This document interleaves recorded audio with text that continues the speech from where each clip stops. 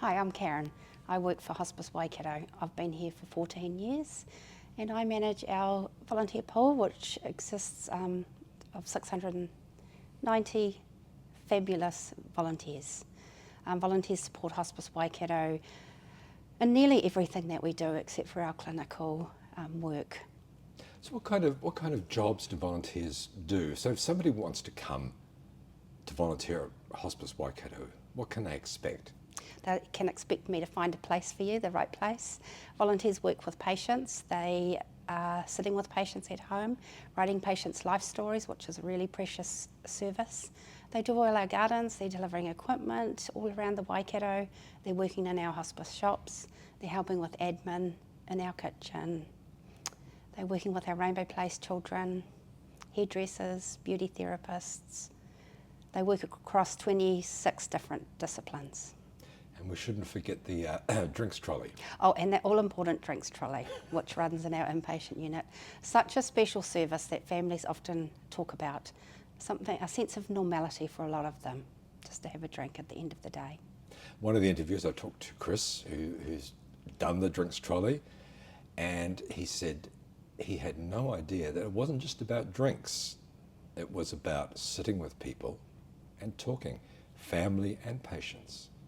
It's certainly not about the drink, it's about the kindness, the respect, the hearing, listening to the stories of the patients and families, and them sharing part of their story with the drinks trolley volunteer.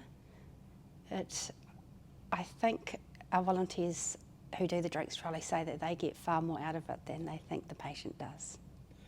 Can I quickly ask you, Karen, about the hospice shops, because they're in every town in the Waikato, aren't they? Nearly in every town. We've got 9 hospice shops, 3 in Hamilton, Cambridge, Te Awamutu, Matamata, Mansfield and Thames. And our hospice shops are our major funders. Our hospice shops are bringing in $5.2 million every year, mainly supported by volunteers who do an amazing job. They're so busy and we think they're the best shops in New Zealand. Whenever I'm in a town where there's a hospice shop, I always stop, even if I don't have time, because they are quite magical places. They are. The managers are so special and the volunteers are special. They pride themselves in making everything look so inviting and clean and exciting. Now, Karen, you came from the financial sector, didn't you? I did. Prior to coming to hospice, I was a financial controller in Auckland and I'd been doing that for 20 years and needed a change, and I was looking for the right job, a job that involved people, and I'm exactly where I need to be at Hospice Waikato. Is this the job that you were born to do? It is, absolutely. I love it. I still love every day after 14 years as I did the first day. Perhaps even more. Isn't that wonderful? It is. You know, talking to people who work here, everybody says the same thing. Since they started working here, they found their vocation. They found a place in the world where they belong. And it's really made their lives better. And that's happened for you. I'd absolutely agree with that. It has made my life better. It's made me a better person. I work with such an amazing team. Each and every one of them are so passionate about helping people to live every moment. In what ways has it made you a better person? I see the good in our community. I see families doing good things for their unwell person. I see love, I see kindness, I see volunteers building companionship and having better lives for giving back to the community and seeing success in their jobs, their day-to-day jobs.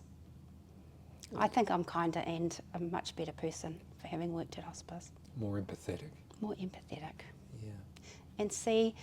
And not take each day for granted, because you never know what might be coming tomorrow. What's some of the stories? What's some of the interesting stories that from your time at hospice? Hospice is about helping our patients live every moment. I can recall a middle-aged chap had been admitted to our inpatient unit. His wife was staying with him. He spoke fondly about his daughter's wedding, which was up and coming in 2 months, and he spoke sadly about the fact that he knew he wouldn't be attending that wedding. So as a team, we came up with an idea. How about we bring the wedding forward and bring the wedding to him? We spoke to the family. They thought it was a fantastic idea, so we started things in motion.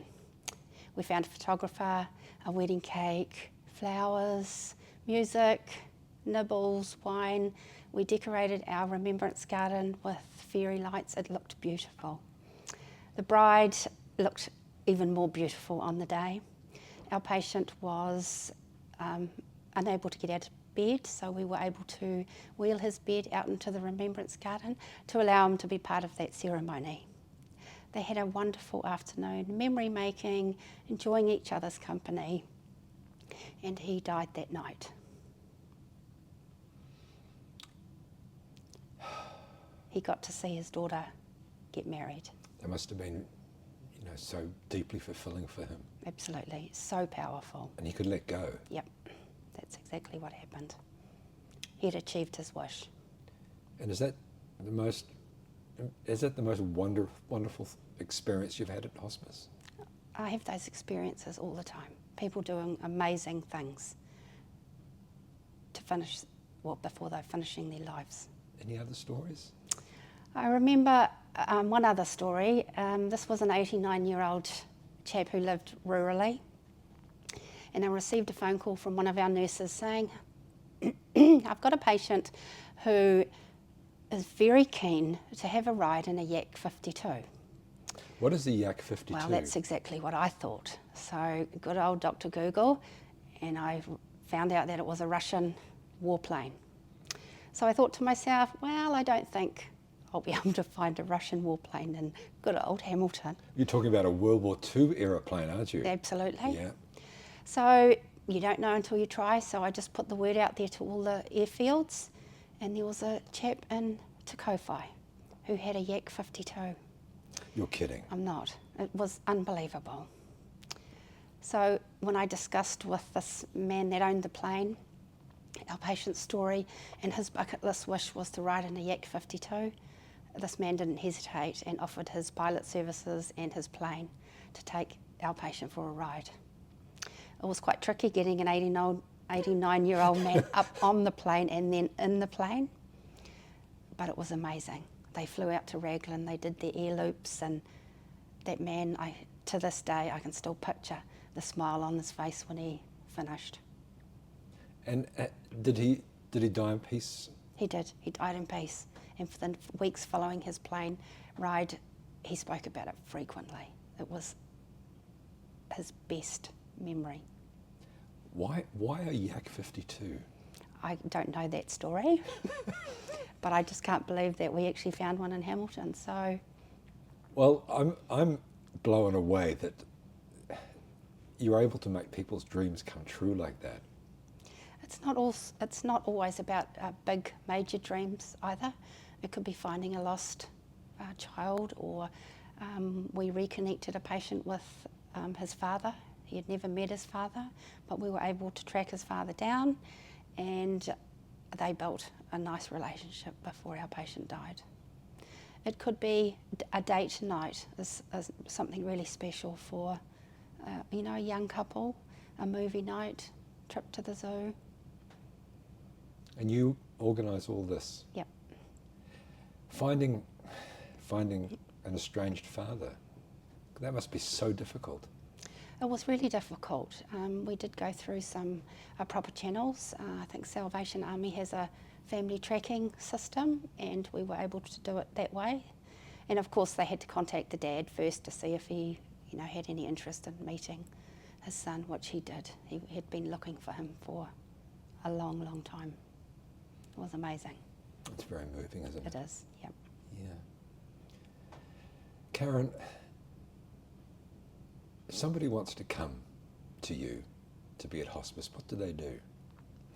They can give me a call, 0800 Hospice.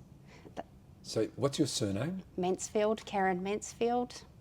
0800 Hospice? 0800 Hospice. They can turn up at Hospice on Cobham Drive. They can email me, Karen@hospice.com.nz. hospicewaikato.org.nz. And you'll find them, you'll talk to them, gauge their personality, and find the right job for them. I will. And what kind of jobs? So you've got people that go out and collect stuff for the hospice shops? Yes, absolutely. So there's retail, lots of retail workers behind the scenes, linen people, bric-a-brac people, donations, sorting goods, truck collecting from the community. And then there's the guys and women that take the beds and other equipment to homes? Yes, absolutely, delivering electric beds, chairs, commodes, etc. And gardeners? Gardeners, they're very important. We love to have a nice garden for when our patients are driving up the drive. Now, because I'm a former gardener, and the first thing I noticed when I came up here, I looked around and everything is square, everything is perfect, the edges are all trimmed. Yep. All the things that good gardeners do Yep. When looking after public property. Yep. And I was very impressed. Well, our team of volunteer gardeners, they have high expectations. They want it to look perfect. They work really, really hard. They're fantastic people, but all of our volunteers are fantastic. And that's one of the interesting things about hospice. The first time I was here, not only does everything look great, the place is not clinical, it's alive. That's right. It's yep. alive with people. Yep. And in every single room, even the most insignificant spots, everything is considered and thoughtful and makes you feel like you belong here and it's welcoming. Well, we're about living every moment. It's not doom and gloom, there's happiness, there is sadness, but we want people to make the most of the time that they have left.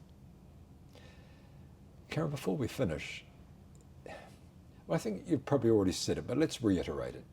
You know, what have you learnt about life from your 14 years at Hospice Waikato? I've learnt not to sweat the small stuff. I've learnt that everybody has a value in our society.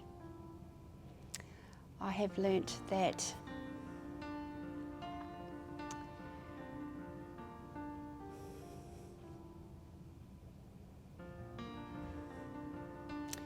I've learnt to love and care for others.